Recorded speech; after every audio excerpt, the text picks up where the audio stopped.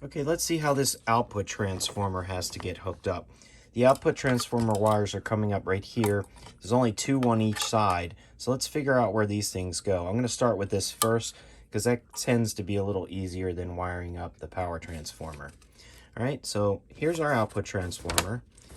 You can see OT usually stands for output transformer. And the way Terry's got it is some of it's connected to, this end is connected to the tube. This end is going to get connected down to where our filtration is going to go. But then this secondary side, which goes out to the speaker, he's got it in the diagram wired directly to a speaker, right? So the one side usually, which is this green and black wire on this Hammond transformer, the black is usually the neutral or the side that goes to ground, and the green is the side that goes to your speaker. This is the 8 ohm tap right here, right? So that's the top one here, the 8 ohm. The reason why I know this is the green side is on the transformer itself, it shows you that that's that side, but also this bottom side wire that comes out of the transformer, which is this black one, that goes to ground. Usually black is ground. Maybe not on all transformers, but if you look at the transformer itself or the box it came in, or if you get the actual data sheet for the transformer, you can see black and then green is 8 ohms, right? Black and green, 8 ohms. The red and blue is the primary side. So let's get these wired up to our jacks so we can get these wires out of the way. So we'll do these two first. In this case, we don't have an impedance switch because we only have one tap. We only have one 8 ohm wire. Some transformers may have a 4 ohm, an 8 ohm, and a 16 ohm, and they'll be color coded, right? And you would wire them to a switch, let's say it would be right here, all three of them, and have one wire going over to your speaker jack. In this case, we don't need that switch, right? So I'm gonna actually turn it like this. And where we need this to go is, this is our main output jack, right? If this was a combo amp, we could potentially just wire this directly to the speaker if it was long enough. But basically what I need to do is, it's gonna need to go to the lug that has the signal on it, right? Not the ground. So in these particular switchcraft jacks, the one over here that has the little metal base, it's connected to that metal base, that's ground. The middle one is the little ground shunt, which is that thing in there that keeps the jack grounded and keeps the noise down when nothing's plugged in, right? And the third one over here is where the signal goes, the one that's not touching ground. Here's an easy way to figure that out.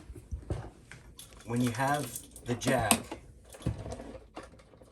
excuse me, I'm getting a multimeter here. If you get yourself one of these multimeters, you're going to need one, I think, when the startup time comes for the amp. But this particular thing is, I'm going to put it on continuity mode, right? Get yourself a basic multimeter, right?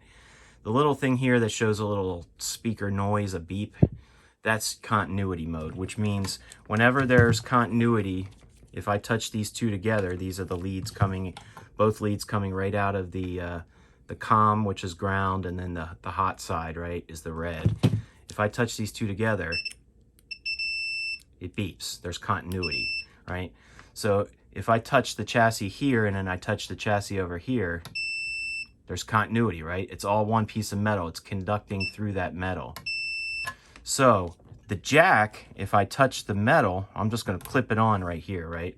If I take the other side and I touch it to here, it's connected to the metal chassis. Why is that? Well, because if you can see that little metal circle there on the base, that's actually part of the actual outside of the jack. That's touching the metal chassis.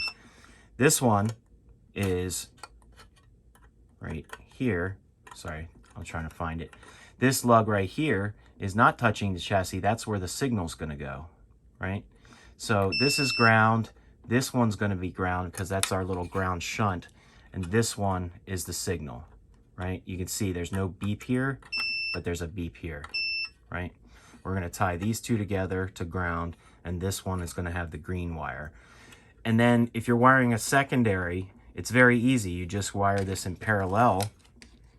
There's multiple ways to do this, but I'm just going to do this in parallel here. So what that means is you take the ground on this side, and we're going to attach it to the ground on this side. On this one, let me turn it around.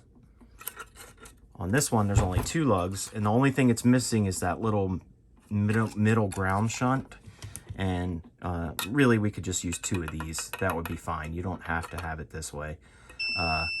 But see, that's ground, that's ground. We're gonna tie the black wire, which is ground, to there, and then run a wire over to this one, right? And then for the signal, which is not touching the chassis ground, which is the green wire, we're gonna start it here and put a wire over to here where the signal goes.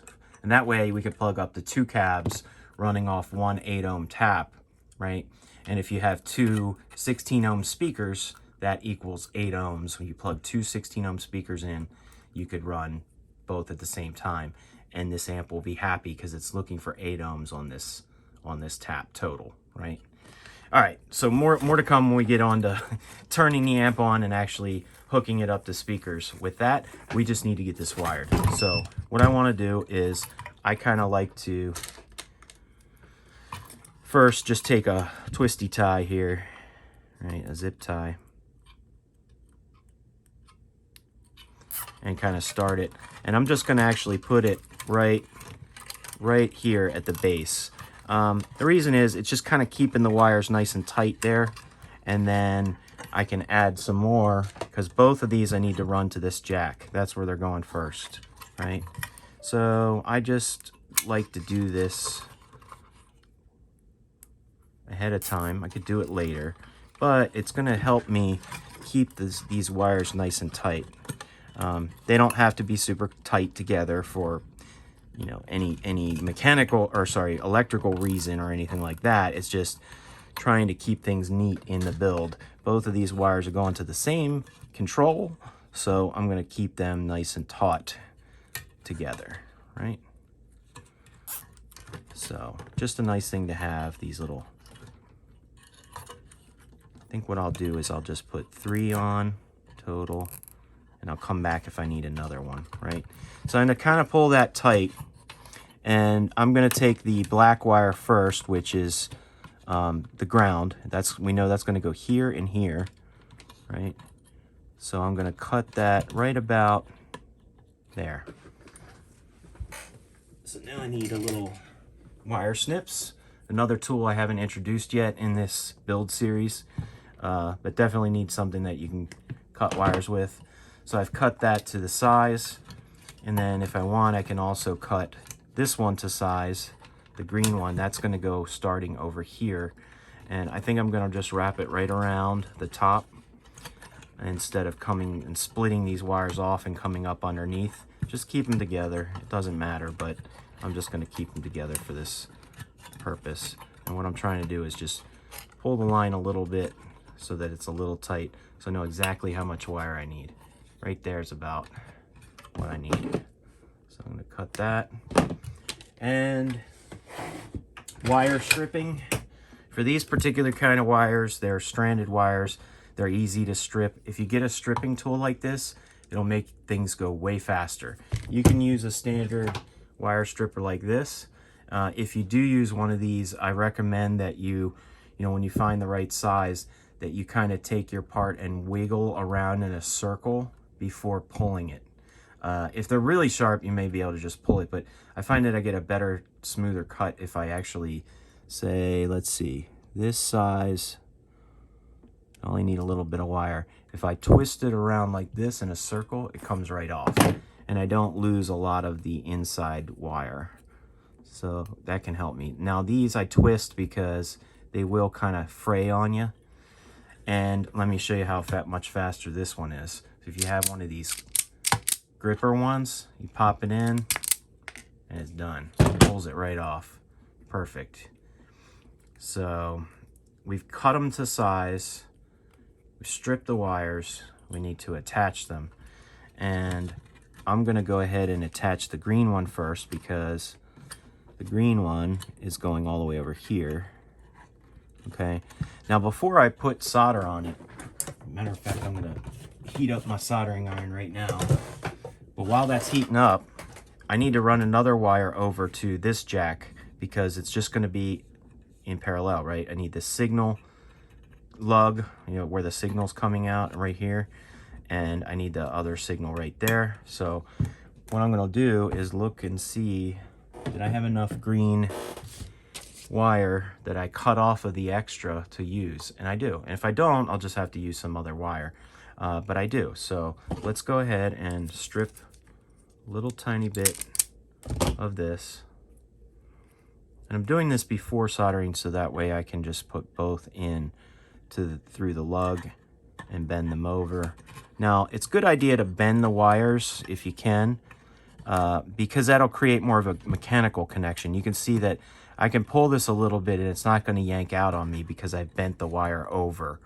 It's just a general good idea. Some people stick wires right through and solder them, but if you have a mechanical connection, it just improves that connection even that much more. It means it's gripping on it itself without any solder, right? So I just need a little bit more here. Sorry if this is a little dark, but I'm gonna cut it just a little bit longer than where that lug is, right? I'm gonna take it out now. Strip this side just a little. There we go. Twist that over, pop this through here. Whoops. Whoops, see, it's fraying on me a little bit.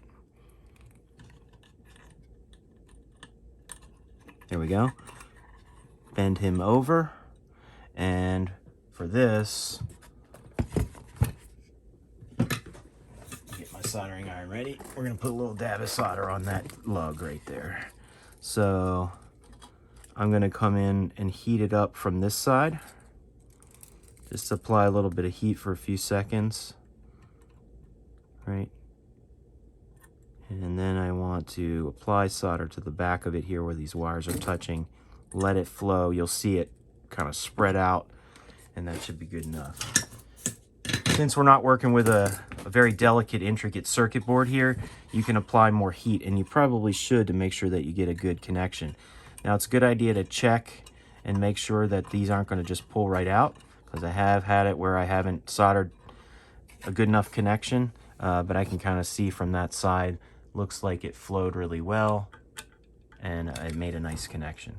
So now I'll take this side and put it into the external speaker jack, right? If we have a second one that we're going to use, that's what this one is. And I just need to solder it there. And again, to know which lug is which, you can look it up on Google, right? But also, if you have your multimeter and these things are connected to your chassis, you can always use continuity check to beep it out and say, which one is the ground? Okay, that's the ground because it's beeping. That means this is touching the metal chassis. This is touching the metal chassis. This one is not. These green ones is not. In this case, that's exactly what we want. We want, this is for the signal. It's going to go to the positive. Oh, I'm sorry. This is the signal. It's going to go on to the positive here of the speaker, right? Or speakers. All right, so now we have the black wire. I'm going to put that through this first lug here, right? I should probably tighten these down now. I also need to have something that goes across to this one.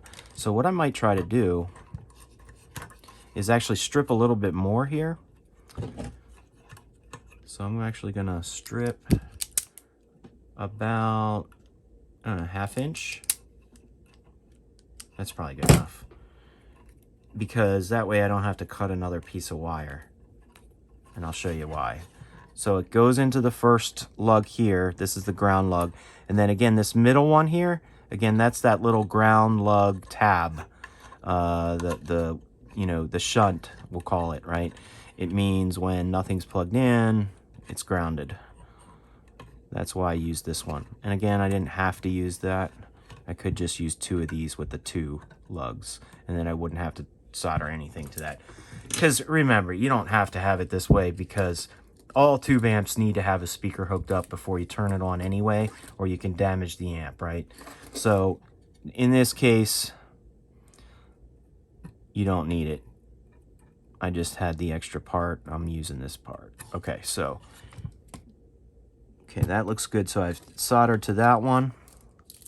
And then I'm soldering the main one here. And if you want, you can even put that little bridge there. And you can put a little bit of solder on that bridge. Sorry, I'm gonna move this over so you can see it. The bridge meaning from the black wire to that middle lug. I'm gonna put a little solder on that, and that'll just strengthen that little connection, that little wire that's in between there. Okay. All right. Let's pop that up. Oh, sorry. I got all these cords and I got a tripod I'm trying to work around. I hope this is helpful for you guys. Anybody that's still following along here, just to kind of see the process and what goes into it. Now I can move this over a little. I can chop these off. These extra little pieces of the strips, and you can see there's our wires right there, and it kind of gets those now out of the way. So recap here, the black is our common. That's going into where the ground is. Connected over to this side, to the common or ground lug on that side. And it's always a good idea for a good mechanical connection to bend this over a little bit, and then it's sort of holding on there itself. Right? Okay, and now that one is soldered. We're going to double check our connections, make sure nothing's loose. All feels pretty good. And I think at this point, now that I've got wires on there, I'm going to make sure that these are tightened down a little bit so that they don't come loose and yank on those wires that I've just soldered. All right. So I'm going to tighten that one and that one. Okay. They don't have to be crazy, crazy tight. I've put lock washers on there to keep them from spinning around and coming loose, so they should be good, right? If you're unsure of, because these things do spin and we can change them, if you're unsure if this is going to be too close to this tube socket, you can plug in a cable just to make sure, and we still have room there.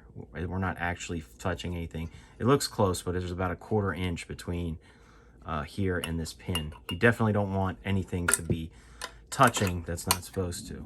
Okay, we've connected our secondaries. We need to connect our primaries for the output transformer. Again, I'm just in a stage right now where I'm just trying to clean up some of these wires so I have room to start putting components. So let's do the primary side. Here's the transformer we're using for the output. Again, this is a Hammond transformer, 1750X. It's looking for 7,500 ohms on the primary, and it's putting 8 ohms out to the speaker. We've got the black and the green wire connected to our output jacks, and these are wired in parallel so we can hook up the 2 cabinets. So now we need to hook up the blue and the red wire. Now, this is a pretty simple transformer. There's other ones that are a little bit more complicated than this, but generally there'll be 2 main taps coming from the primary. One of these wires we want to hook up to our B+ voltage, and I haven't talked about B+ yet. Excuse me, sorry, I keep hitting that camera. B+ in an amp, it's actually interesting. If you Google B+, what B+ voltage is, it's really a term that was used. It was picked up from years ago when radios and other devices like these kinds of amplifiers ran off of batteries, and they would have these gigantic, almost like motorcycle-sized batteries in old radios and things. And the battery was usually B+, meaning positive, right? And whatever that high voltage was coming out of that battery, they called it B+. So they still refer to B+ in an amplifier as generally like the highest voltage point in your amp. Where is the highest voltage? That's going to come after the power transformer. So we have 400 volts of alternating current, and then we're putting it through diodes, excuse me, diodes or tube, because we're going to have a switch to rectify it to turn it into DC. So AC gets turned into DC, and then right after that, right, this is our B+, right where the first filter is. So that's 250 volts roughly is what Terry put on the schematic. our B plus voltage is like 250 volts. You might see this as well. You might see someone label B plus 2, B plus 3. I just penciled those in there because what's happening is after the B plus 250 volts here goes through this resistor and gets connected to this next filter, it's going to lower that voltage slightly. So it might go down to like 230 volts, right? Or somewhere around there, because it's going through a resistor. It's resisting the flow of the voltage. It's dropping the voltage slightly, and then it goes to a 10K resistor, and that's going to drop it even more, right? So you can refer to these as B plus 1 or B plus, right, where the highest voltage is to the second highest and the third highest. And all this is after we filter that power, now it's going out to the tubes to apply high voltage to the tubes, right? You can see these wires kind of going up here, this wire going up here, and so on, this wire going here. So one of these wires goes to actually the output transformer. So one of these taps, these blue and red taps, gets connected right to our B plus. So we don't know where that point's going to be yet in our amp, but it's probably going to be somewhere over here or here, because here's our rectifier tube, and I'm going to need to put this 47 UF filter capacitor somewhere near here to get to that filtering, right? So this red wire we're going to use, generally the red wire is used for the B plus. So this one though, this blue one, is the other side, and that one, excuse me, is going to go to the 6F6 power tube on pin 3. Pin 3 is the plate. Whenever you see that like bar there, that's usually the plate in a tube. The plate is what's going to have the most voltage on it, right? It's going to get the most voltage. So we know we have to take this blue wire. Again, here's the transformer, here's the blue and the red. On the primary side, that's these two wires. The blue one, it needs to go to pin 3 of the 6F6 tube, right? So that's our power tube right here. So I'm going to move this down, and I got to find pin 3. Sorry, because I have the camera in front of me, I have to see which one is pin 3. Here's 1, 2, and 3. So I need to have enough wire to get this to kind of go around to pin 3, which that should do it. So I'm going to go ahead and find my clippers. Clip this wire right about there. We're going to strip it. Okay. Twist this wire a little bit. Come over to pin 3. And then what I like to do is kind of bend this downward so that it's flat. So it makes a nice connection. It keeps it from just sticking through the hole there. And we're going to apply a little bit of solder. And in this amp, pin 3, the only thing that's getting connected to it is this blue wire from the output transformer. So there's nothing else I need to connect to it.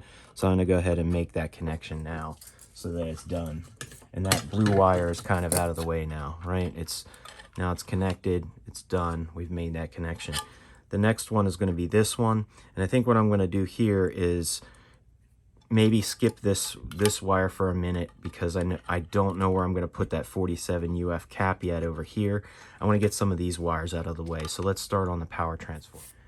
Okay, so for the power transformer, remember I mentioned earlier in the video, if you watched this from the beginning, that I'm using one that came out of I believe a Lafayette police radio that was the same specs as this Hammond 260A.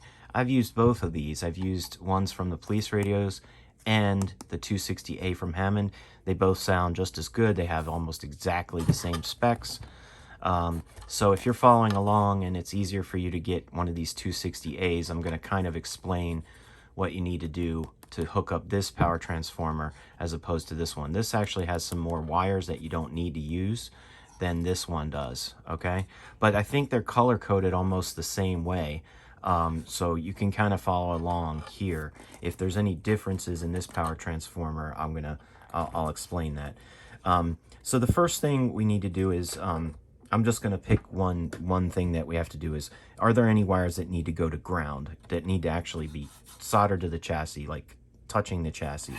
And usually that would be any of the center taps that these things might have. So the center tap, remember we talked about high voltage being on the red wires. That's 200 volts on each wire. And then this 0 volt here, red and yellow wire, is 0 volts. That needs to get tied to the chassis, okay? So that's ground connection. So this transformer out of the police radio does have a red and yellow wire, and so does the Hammond. So that needs to go to ground. So where do we want to put that ground? Well, that ground is going to be either right here, because the terminal strip in the middle here is actually bolted straight to the chassis. So this one's already connected to ground. This little foot here is connected to ground, and that foot is connected to ground. So we can really put it on any one of those. Since I have one right here, I'm actually gonna tie it right to this one right there and kind of get that out of the way. So what I'll do is, I don't want to cut this really short because it might be hard to strip, right? And it doesn't matter if this wire is a little bit extra long. If you ever pulled this transformer out and wanted to use it into something else, I don't like to cut it way down. So, you know, if I ever had to swap this out with something else and I wanted to reuse the transformer, I don't want to strip my wires here. So I'm going to give myself a little bit extra wire, and this is a cloth wire, so you may need to get something like a X-Acto knife to strip this, because their cloth wires are really hard to strip with a wire stripper. Probably the easiest way to do this would be take a 1/4 of an inch or so and just lightly, not hard, but lightly kind of cut around, because sometimes it's cloth and like rubber or silicone. I'm not sure what the material is to insulate this, but I start cutting, and then I'll kind of start to twist it a little bit and see where else I need to cut. Just lightly sort of sawing in, and not too hard, because I don't want to cut the wires underneath until this becomes loose, and then it pops right off. So there we go. There's our stripped wire, and I'm going to go ahead and pop this right through the lug. And I'm not going to actually solder that yet, because I might have something else I can actually solder to this. And if I solder it now, I'm just going to have to reheat that solder up to apply something else into this terminal strip spot, right? So we're going to put that there. Is there any other wires we can connect now without having any secondary parts connected to them?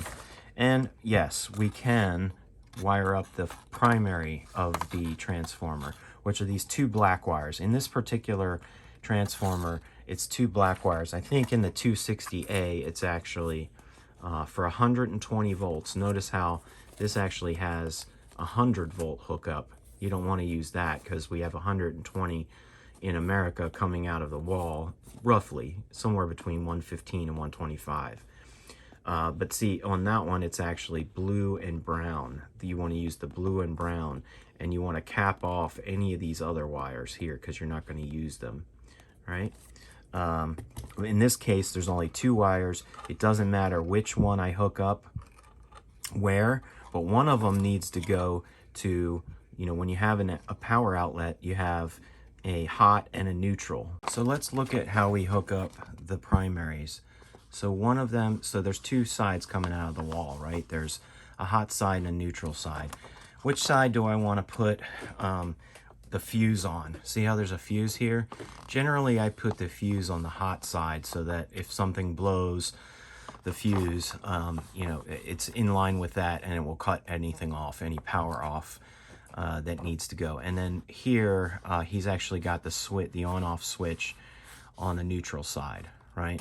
So I need to see with this IEC, how do I hook that up? Well, I always print out or look at one of these IEC pinouts. If you do a Google search on IEC pinout, you'll see how this thing is kind of oriented.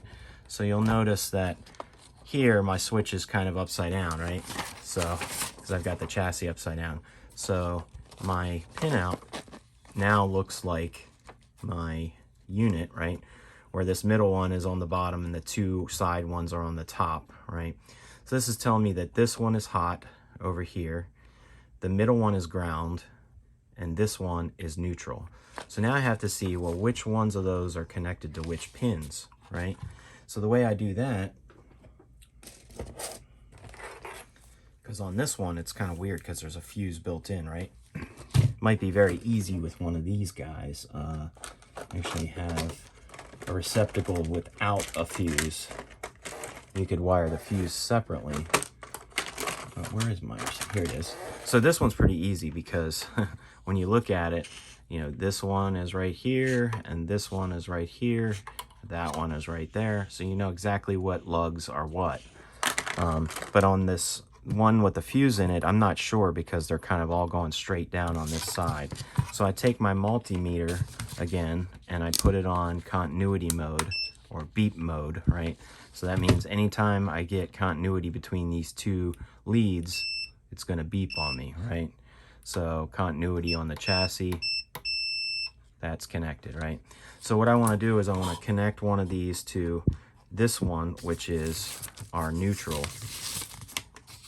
So that's neutral, right? And I want to touch these tabs to see which one that is. Okay, it's not this top one, right? Bottom one, yes. So the bottom one it is attached to, and the bottom one it is, sorry, the very bottom one it is not, okay? So it's not the top, it's not the bottom, it's that middle one right there. That's the neutral hookup, right? So if I go over here to this side and attach one of my plugs to this side, let's see which one that is. Whoops, sorry. Okay, I'm connected there. Okay, it's not that one. It's not that one. Whoop, I don't think I have this connected right.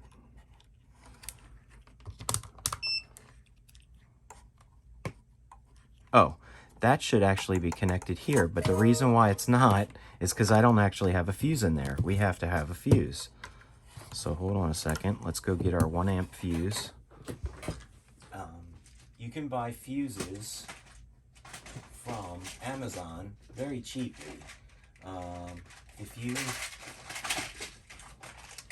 I buy them in these kind of sets here. So I have multiple different values, 0.5 of an amp, 1 amp, 2 amp, 3 amp. This particular one is, the fuses are actually too big. Sometimes I use the larger ones and sometimes I use the smaller ones. So I actually have a kit of smaller ones, and we need a 1 amp smaller fuse. So we come over here, 0.1, here's 1 amp, that's down here. And always, always, always check to see if, because sometimes these things shift around on you, check to see if this is really a 1 amp fuse. So it should say T1A, there we go, 250 volts. And this fuse looks good. And if you ever want to check a fuse to see if it's actually good and not blown, put your meter on continuity mode and check both ends.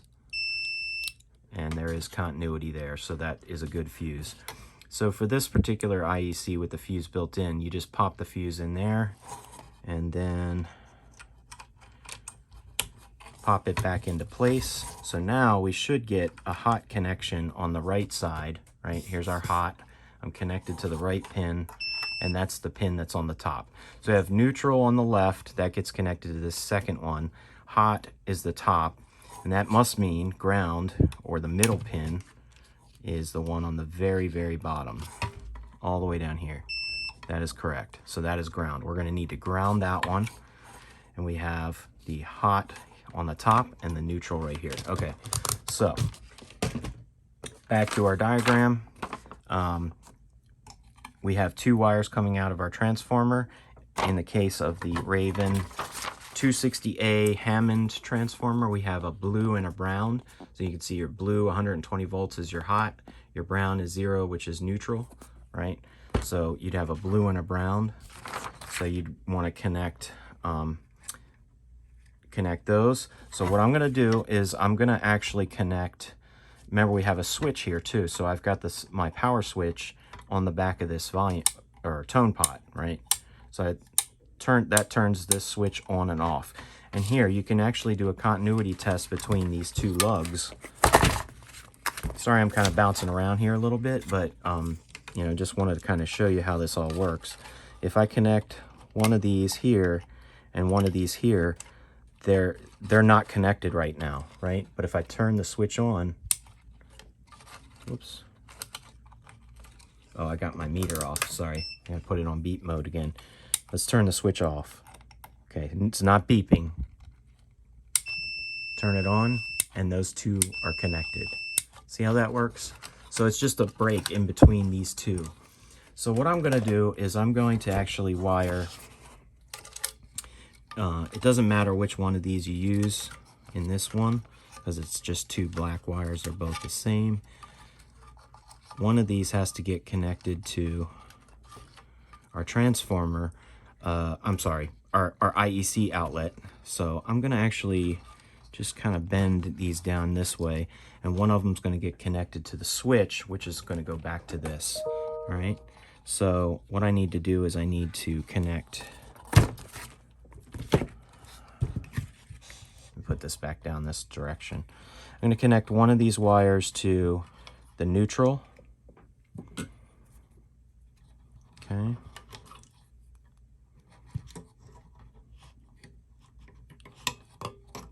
It's hard to do this because I got the camera right in front of me. Here we go. So I'm going to bend that wire over. I have to heat up my soldering iron again. Give me a second. And then another one's going to come over to the switch, right here, and I'm going to connect it to one of these lugs. It doesn't matter which one. And then bring that other lug back up to the hot. So what's going to happen is the hot is on the top, and it comes into the switch, and it stops right there. It doesn't go any further into the amp. It doesn't, you know, it's going through the fuse, but it doesn't go any further to the amp until I switch this on, and then it's going to go right into the power transformer through this black wire. And the neutral is already connected to neutral on there. So that's how that works. So let's go ahead and take a little bit of wire off of this because we don't need it to be too long. So I'm going to, you know, keep a little bit on there just in case I ever have to take this transformer out and reuse it. I don't want to strip these wires down too far.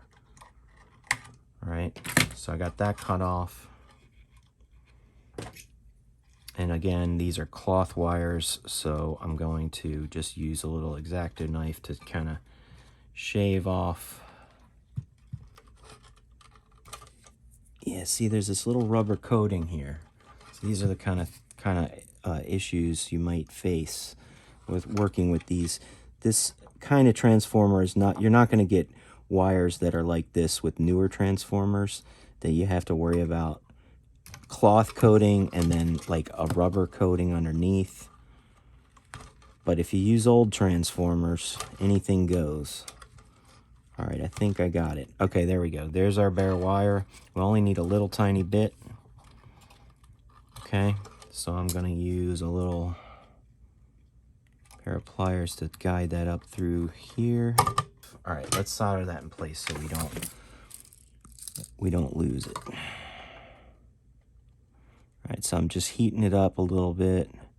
Apply a little bit of solder. Hold it on there for a good couple seconds to get a really nice connection. Sometimes it helps to move it around. It heats it up more. All right. And I'm going to check it. Looks good and solid. Okay, so we've got one that's going to be to neutral, which I actually didn't solder yet. So let's do that real quick.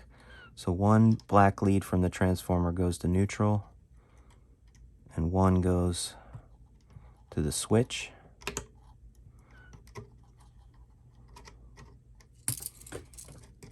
Okay, there we go.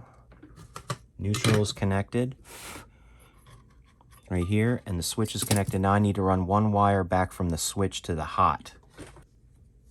Okay, talk about wire just for a second before I continue. I'm not going to go into a lot of detail. There's lots of different kinds of wire you can use. I personally like to use solid core wire for most of my amp stuff, especially like small builds like this. It makes your life a lot easier because some people refer to this as pushback wire, because you can just take it and just push it back. You don't have to strip it. This actually has some cloth on it, as a shielding. You can cut this. It's solid core. You don't have to twist anything. It might be a little more expensive than stranded wire. There's some people that prefer to use stranded wire. I like to use this stuff. I buy these big reels of this stuff on Stewmac, STEWMAC website, because you can buy them in bulk, like 50-foot rolls of this stuff of different colors. But you can buy it by the foot as well. It doesn't matter. You could use stranded wire as well. You just want to make sure it's thick enough. The other nice thing about solid core is you can bend it into place.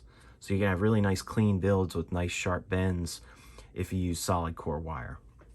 That's a whole nother discussion that, you know, people have arguments for using either or. I have great luck with the solid core wire, especially in these kind of builds, just trying to get it done quick. There's nothing wrong with using this stuff. Okay, so I need a wire that's going to go from here to my hot. So I only needed about this big. And what I'm going to do is I'm just going to actually just insert that in there and kind of bend it down like this. So that's going into that switch. We're going to heat it up. Whoops. And what you can do is if it drops out of there like that, just put a little solder on your soldering iron and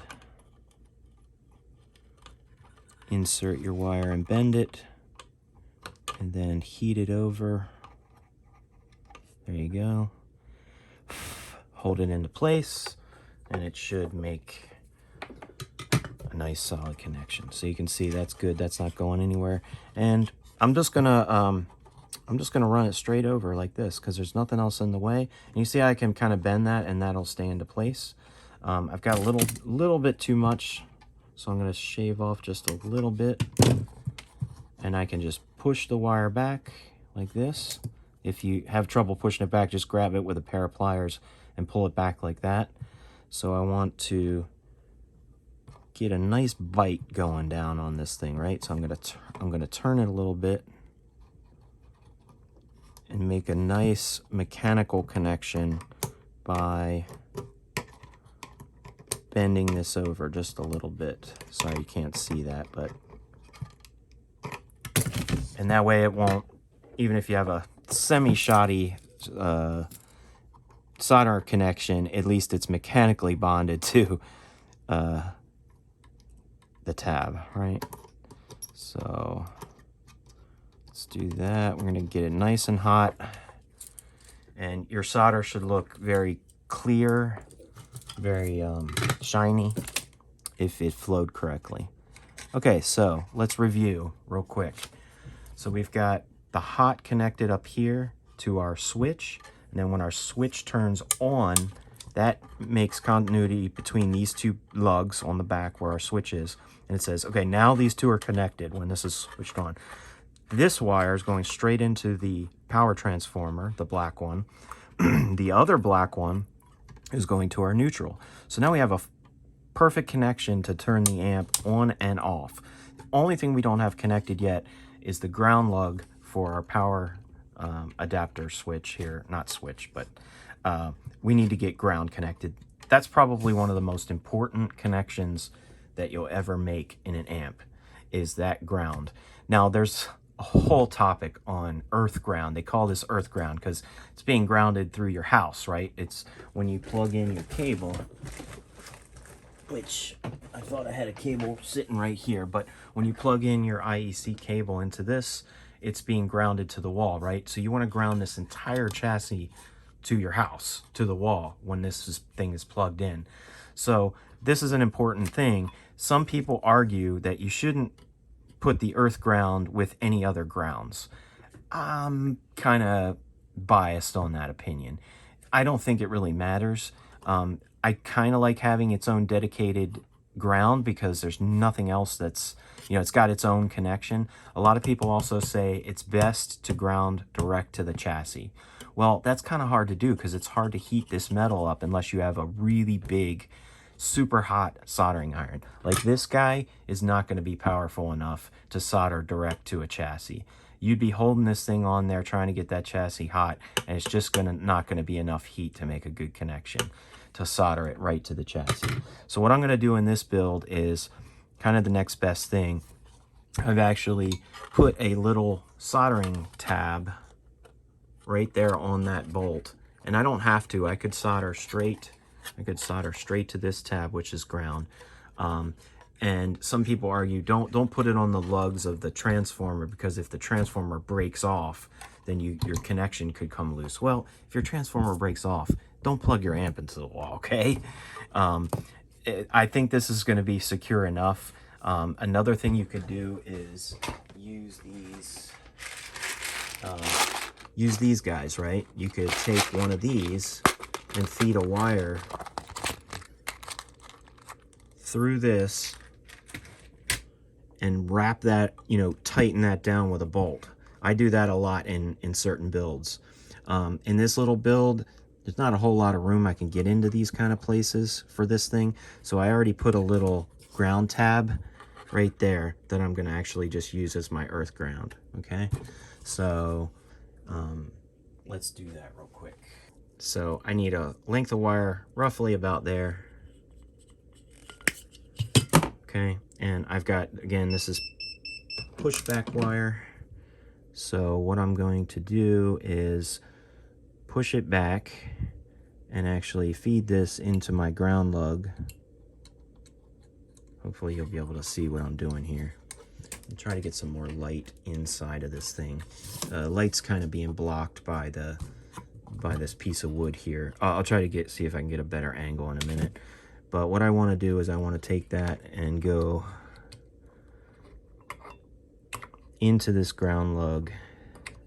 Again, you don't have to have the ground lug. We could do it right here, and that would be fine. And I'm just going to kind of bend that downward just so that it makes a nice tight connection. All right, and I want to make sure that this gets plenty of heat. Okay, so I did a little section here to cut out a little bit of time, but I'm going to show you exactly what I did. So remember those two red wires that were the high tension, high voltage wires, the red, right? Same with the Hammond transformer. If you're using that one, it's two red wires. Those two are going to supply our high voltage, right? And at this point, right after the transformer, there's still AC. They're 400 volts AC, 200 here, 200 here. We need to get those to be rectified and turn that voltage into DC. And what's going to happen is it's actually going to increase the voltage. It's going to be somewhere around 250 after it's rectified as DC volts. Probably going to be a little more with diode, maybe up to 270, and about maybe 250 with the tube. And we'll test all that once we get it working. So what I need to do is, you'll see, let's just look at one of these wires. The 1N4007 diode. Diodes have to go a specific direction, and I'm going to show you that. But right here, notice how the red wire is connected to one diode, and it's also connected to pin number 3 of the 6X5. So how do we make that connection? Well, we could go through a terminal strip and make a connection right here and split a wire off and go to pin 3. And then the diodes will connect together here and go down to the switch. But what I like to do is see if you have any open terminals you can use on the pin sockets. So when I looked at the data sheet for the 6X5 rectifier, here's the data sheet. Notice how it's using pins. I know it's probably hard to read, but I'll name them off for you. Pin 1 is being used, 2 and 3. There's no pin 4 mentioned. Pin 5, there's no pin 6 mentioned, but pins 7 and 8 are being used. So on a 6X5 rectifier tube, there is no pin 4 or 6 on that actual tube. If I had the tube here, I could show you there's no actual pins there. However, we're using an 8-pin socket, right? So we have 2 free pins that aren't connected to anything in the tube that we could use as solder points in a point-to-point build. So that's actually going to save us from using stuff on our terminal strips and then running additional wires over to things, right? So the way I did it, and I'm going to try to zoom in here, let me put this here, was, let's zoom in. So this is pin 1, 2, 3, right? 4, 5, and 6, and so on. So what I did was, let's take a look at pin 3 here. So pin 3 is that top one we were talking about, right? So you have the red wire coming over and it attaches to pin 3 on the top and a diode. So what I did was I actually went pin 1, 2, and 3. I connected the wire and the one end of the diode, and it'll be the black end of the diode, right? So that's the little one underneath here. That little silver mark there is where the diode has this little line. See that little line? So it's like a little triangle pointing to a line. So that line is that little white line right there on the diode, if you want to think of it that way. So I've got pin 3, the wire's connected, the diode's connected there, and it's going over to pin 4, 5, 6, right? There's no connection on pin 6 for this tube. So we can use that lug as just a point to wire stuff to. And then you have pin 3, 4, and 5. Here's pin 5. There's another red wire going to that. Notice how our bottom one here is going to pin 5. You see that? And the other diode is connected to it as well. So I have this diode that's sitting on top here connected to pin 3, 4, 5, and the wire's on 5, and that one is going over to pin 6 too, because the fronts of these two diodes, if you want to call it the front there where the little mark is, they have to connect together, right? So you'll see on this diagram, the two front sides connect together. They get connected and go down to the switch for the diode rectification, okay? So we've got the red wire attached to pin 5. We've got this red wire attached to pin 3. Both of these diodes, the back sides, let's call it, are attached to those red wires as well, and then both diodes get attached together. So that's how I did this. So I used pin 6 because nothing inside of the tube is connected to pin 6. I'm kind of using it just like I would use any normal terminal strip landing spot, right? But I'm doing it like this because I've got the extra space. Nothing's using this pin, and I can run another wire out of it to go down to the switch. So for diode rectification, it's going to actually use this connection right here, these two diodes. So I need to run this wire to the switch. How do I know which side of the switch to put it on? Well, that's a pretty easy way to find out if you have your multimeter. So let's get that. Oh, bear with my camera work here. All right, so I put my multimeter on continuity mode, which is the beep mode again. And again, if there's continuity between these two contacts, it's going to beep on me, right? So I want to check the switch, and it has 3 terminals. This is an on switch, right? There are many types of switches. You could have an on-off on, you could have on, you could have double pole, which means it would have 2 sets of 3. So the switch is in the down position right now, well, with the chassis upside down, right? I want to see which 2 terminals are connected to each other in that position. So I'm going to touch one to the top and touch one to the middle. Those 2 are connected at the moment. If I switch this, are they still connected? No, they are not. Now which ones are connected? Is it the top and the bottom? No. Is it the bottom and the middle? Yes. So the middle is the one that's going to run out to our B+, because the middle's always connected to something at any time, right? So right now with this switch in the down position, I'm going to call it the down position because when this chassis is flipped upside down, flipped the correct way, this is the down position. I want to make that the tube rectifier, because when I switch the switch up, it's going to go to rectifier, the diode rectification, and the voltage is going to increase, and I'm going to get a little bit more volume and punch out of the amp. So when I switch it up, that's the way I want it to have the diode. You can attach it to either side, really. It doesn't matter. But I like to have the tube on the bottom, the diode on the top, so that when I flip that switch up when I'm playing, I get a little more punch, right?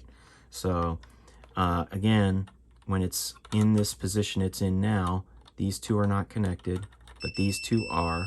So that would be in the diode position. So I need to connect this wire here where both of my diodes are connecting to this pin.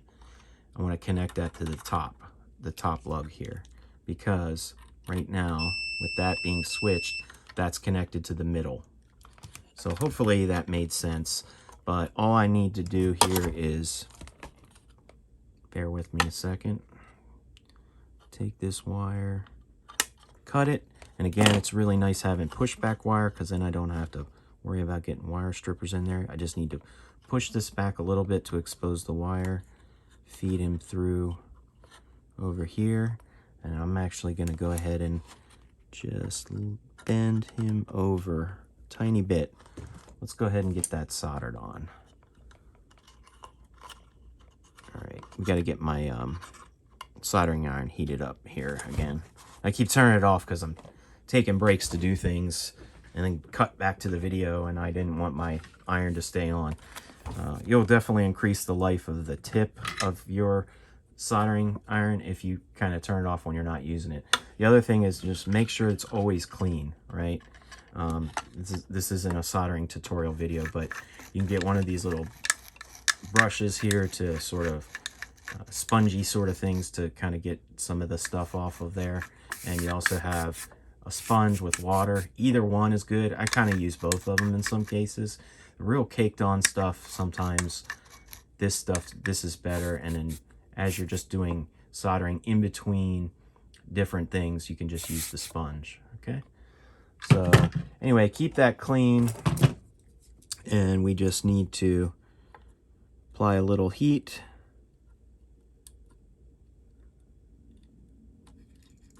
Okay, and that should be all we need for that one. So that's connected to the top lug, which means the tube rectification is going to need to connect to the bottom lug there. So that means when the switch is in this position, the bottom one will be on and this one will be off now, right?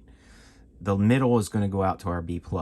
So I need a wire to go from the tube rectifier to the switch. Okay, so let me back this up a little. How do we figure that out? Well, notice how, if you look where the switch is, our diodes, we already made this connection. That's going to one side of the switch. The other side of the switch is for tube. Where does that go? Well, that goes to pin number 8. See that right there? So we need to run a wire from pin 8 to the other side of the switch. So that's a pretty simple one, right?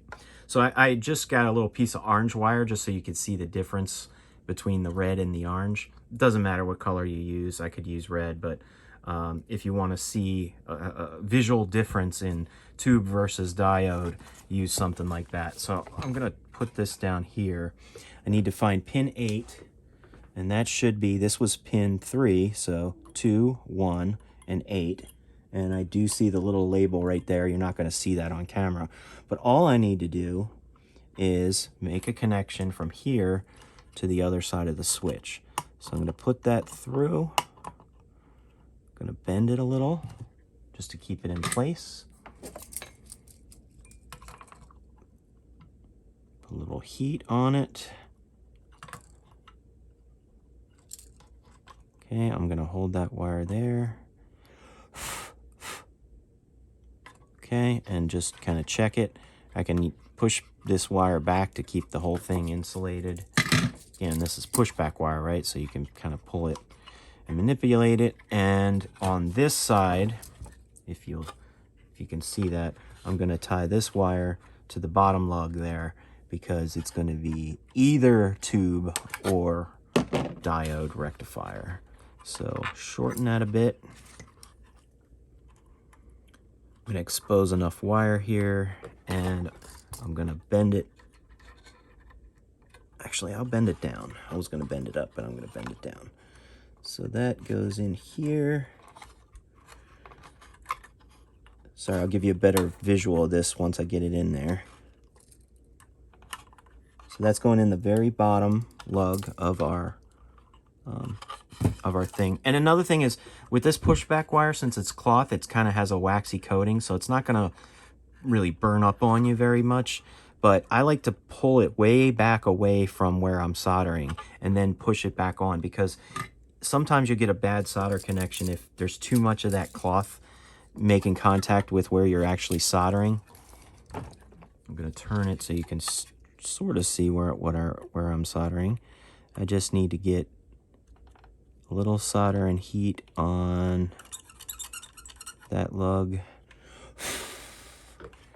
Okay, so again, just kind of pull that cloth back a little bit when you make that solder connection, and then you can push it back on there and just wiggle it, make sure that it's tight. But now we need to have a wire coming out of the middle going out somewhere else, right, to feed those filter caps. And that's what this connection is right here. So once you have the switch, the diode, the tube, the middle of the switch comes out and makes the first connection right here to where your B+ voltage is. And that's also where a 47 UF cap is going to go, the plus side of that cap, because it is polarized. There's a negative and a plus. The negative goes to ground, which is that symbol, and the plus side goes to our switch, right? Because what we're doing is we're saying, give us all that nice rectified DC voltage, but I either want to take it from the tube and go out, or I want to take it from the diodes and go out. So it's just giving you the option to do one or the other, right? Okay, so I need to figure out where am I going to put my B+ lug here, right? Because there's a couple things attached to it. Let's just look at this one more time and see what's attached. The switch is attached, right? The 47 UF positive cap is attached. And also, if you follow it up here, it's going to get attached to this side of the output transformer that we haven't wired yet. That's this red wire here. So we got to make a connection there. And there's another connection. There's a fourth connection, which is this 2-watt resistor, which is going to go over and make another 4 connections right here. So we need an open lug that's not touching ground, that we can have as an intersection point for all of these pieces, right? So one of those pieces is going to be the output transformer, and the other piece is going to be a wire from the switch that we just wired up. So how do I know which one of these things do I pick? Well, let's get our capacitors out, because we're going to be doing these filter caps next. The 47 UF one is this radial cap here, and again, that's the negative terminal. It shows the little minus signs, okay? And then these other ones are axial caps. This is the positive side with the pluses, and this is the negative. But this one, 47, is the one that I need to go to my B+, right? So I know that this side has to go to a negative, which could be right here, or it could be up here, or it could even be this one here that we tied the center tap of the transformer to. They're all going to ground. They're all touching the chassis, the negative side. The positive side has to be where we're going to wire our switch and this wire too. Okay, so let's, I know I need to make a connection with this, and I have to make a connection with the switch, but I'm also going to have these other ones in here too, which are going to go different places. So for right now, I'm just going to, because I have room up here, I'm going to go ahead and put, this is the negative side, I'm going to put it up in here.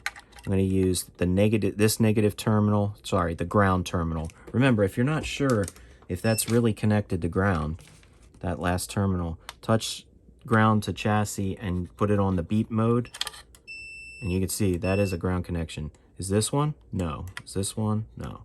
None of these are connected to ground. That one is, because it's bolted right to the chassis. So to see if it's a good ground connection, you can do these tests. And you don't want these connected to ground, right? Okay. So if I connect it this way, if I commit to soldering this, I want to make sure these leads aren't touching anything else, right? But also, I need to connect this to positive and the switch to positive and have another resistor connected to it as well. So we'll get to that. So let's go ahead and commit to this. And I'm going to go ahead and just bend this lead up to make a nice solid connection. And if I'm worried about this lead touching something, I can put a piece of heat shrink on it. Let me go ahead and do that now to show you. Heat shrink you can buy in these multi-packs. This I got on Amazon, I think, for a few bucks. There's all different sizes. It's great. It's great to have. It's going to protect and insulate your wire. So I'm going to use the smallest one here and see if that's big enough. And heat shrink tube will shrink up around the leads. So for good practice, you should probably use these in a point-to-point build, only if it's near something that where it could ground out a lead and you don't want it to if it moves, right? So I'm going to go ahead, and the negative lead has to touch ground, so I'm not worried about insulating that one. But this positive one, I think I am going to insulate a little bit so it doesn't accidentally touch this screw, okay? For safety, it's better to be safe than sorry, right? So I need just a little piece of this. So I'm going to cut just a little bit, put it on the positive lead. Again, this is the positive side, this is the negative, okay? And to shrink it up, you can use a heat gun or a lighter, and just only takes a few seconds, and it kind of shrinks up around that terminal there. So there we go. So I'm gonna go ahead and bend that up, and bend that up. And actually, I think I'm not going to solder it just yet because I do have other stuff I need to solder to. So looking at our schematic again, we have, this is our B plus, right? We have to run a wire from the switch here, and we also have to connect the one side of our transformer that we have not connected yet, which is this red wire, to that point as well. And then our positive of our 47 UF is already right here through that lug. So if you're looking at it this way, you can see my negative side is here, which is to ground, and that's our positive side. That's going to be our B plus terminal that we're going to use, okay? So I'm going to go ahead and take this wire, because I know from the output transformer I need to connect it to this. See how long it needs to be. Cut it down a little bit, and then I need my wire strippers, because this wire that came with the transformer is not pushback wire, it's stranded wire, right? I need to strip a little bit of that off, twist it a little bit, and I'm actually going to, these terminal strips have two things, right? They have these top part that you can attach stuff to. It also has this bottom part, right? So it has a little hole there. As long as your wires aren't touching the ground, aren't touching the chassis, you can use that. So I'm going to go ahead and put that wire through the bottom so that I have more things I can attach to the top. Doesn't matter, as long as it's not touching the chassis ground, right? Just make sure when you put it through there, nothing is touching the ground, because this is 200 some volts is going to be on this right here, okay? So that wire, we need a wire from our switch coming over here as well. So I'm going to go ahead and use red for that, because that is going to be high voltage. I'm just kind of color coding based on, no real standard, everybody does things differently, but in a lot of amps I try to keep most of the, where I know the high voltage is, use a red wire, and that way I know there's going to be some major volts on that stuff, right? So what I could do is I could run it along this side. I think I will. I was going to run it in the center here, but, well, you know what? Maybe I will run it over this way, because that way it'll be under the caps and kind of tucked away. So I'm going to bend it. I'm also going to try to put it through. Give me a second here, guys. I'm also going to try to put it through that same hole. Maybe I shouldn't. Maybe it's a little tight there. So I'm going to bend that over and kind of clamp it into place. Remember, we haven't put any solder on yet. I don't like to solder things down until until I get everything connected to that terminal. It just makes it a little easier. Okay, so now, before I solder that, because I still have one more thing to connect to that, I'm going to go ahead and solder this end to the middle of the switch. And what I want to make sure of is, when I put this in here, that it's not touching either the bottom or the top part of these switches. I just want it to touch the middle lug. Here, I have to disconnect it. I have to disconnect it from here a minute, and then, well, maybe not. Hold on. It's really hard because I got this camera in front of my face and I can't see what I'm doing. All right, I got it through. Let's see if I could solder it into place without it actually soldering to any of the other lugs by mistake. But we can always check our work, which is what we're gonna do. Okay, and that should do it. Okay, now I'm gonna visually look at this and make sure it's not touching those. It doesn't appear to be. I'm gonna maybe just snip off the little top piece. Oh, sorry. I don't know if I got that or not, but I'm gonna test this for continuity with the beep thing, just to make sure. I don't see, it doesn't look like anything's touching. It looks like they all have their own connections on each lug and they don't bridge across. It's such a small switch that you could accidentally solder two lugs together, right? But I want them all to have their own connection on that. Okay, so back over here, we have our B+ terminal. I've got the output transformer connected. I've got the switch wire now connected, and the positive end of our 47 UF cap.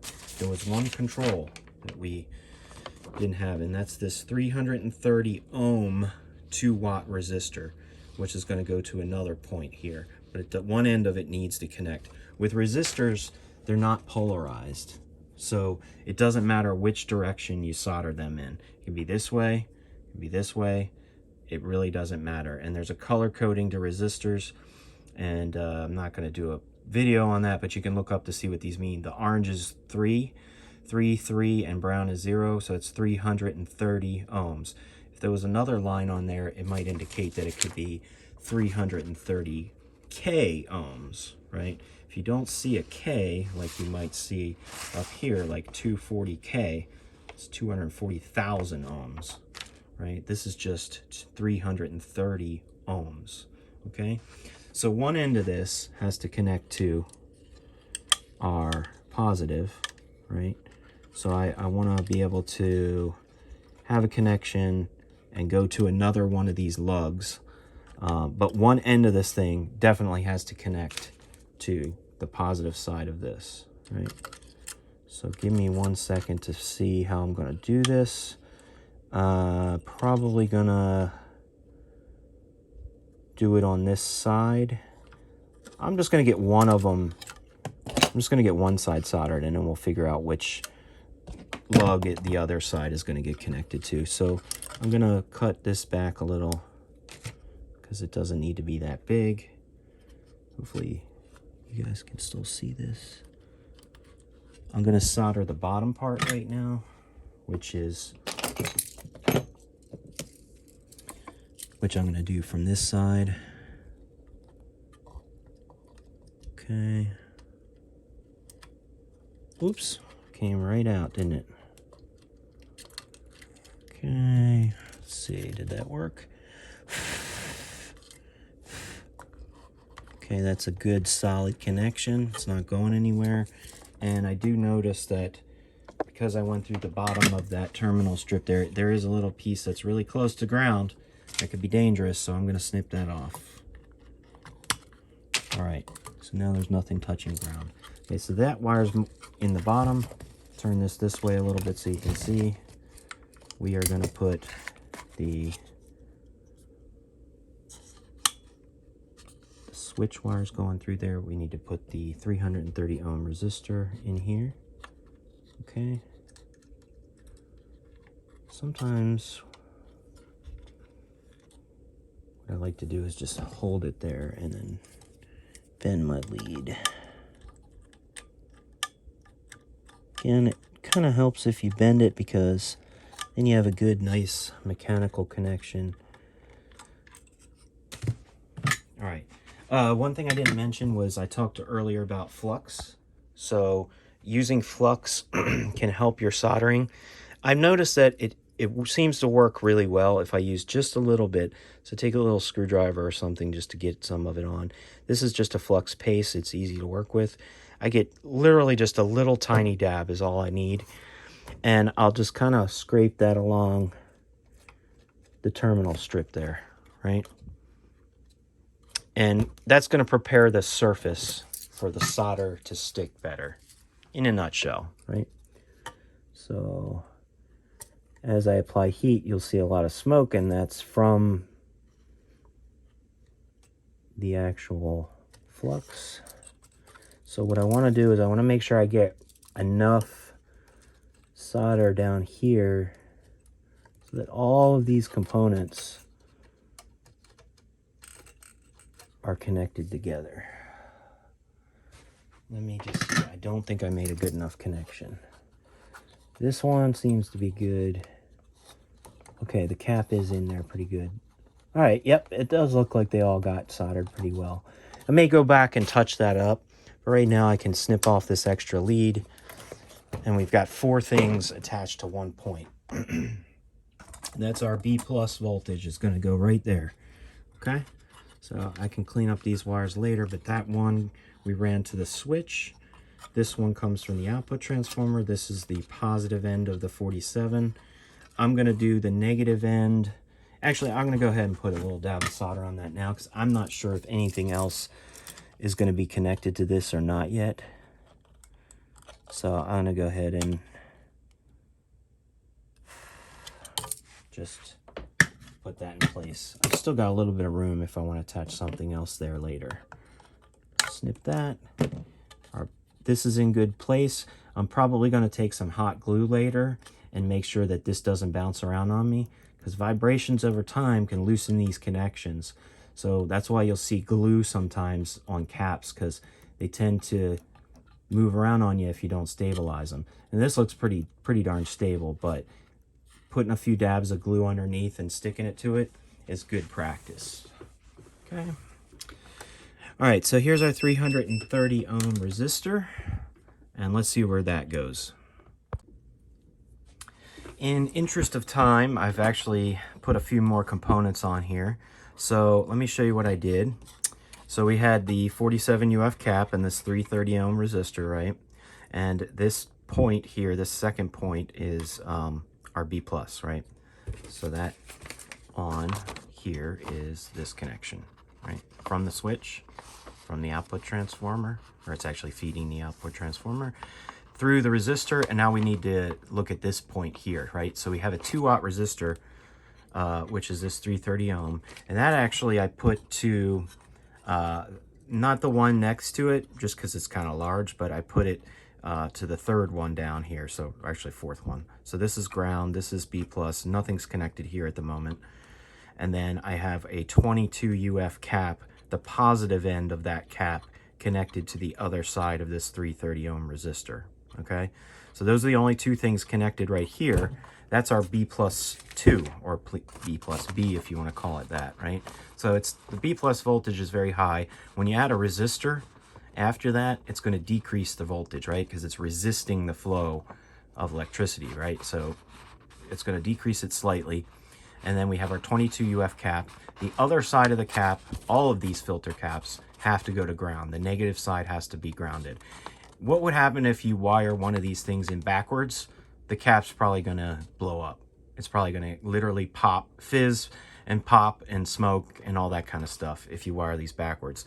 So definitely make sure that for these filter caps that have a plus and a negative, that you're connecting these to the right plus and minus spots, right? So here's the plus side, connected to the 330, and the negative side is going over here just because it's easier. I could have attached it here, but then I would have had to maybe put the cap on this end or something, right? But I have a ground lug right here where the screw is, and I've actually put the next cap in line too, which is the 10 UF, and I've attached it to the next lug down.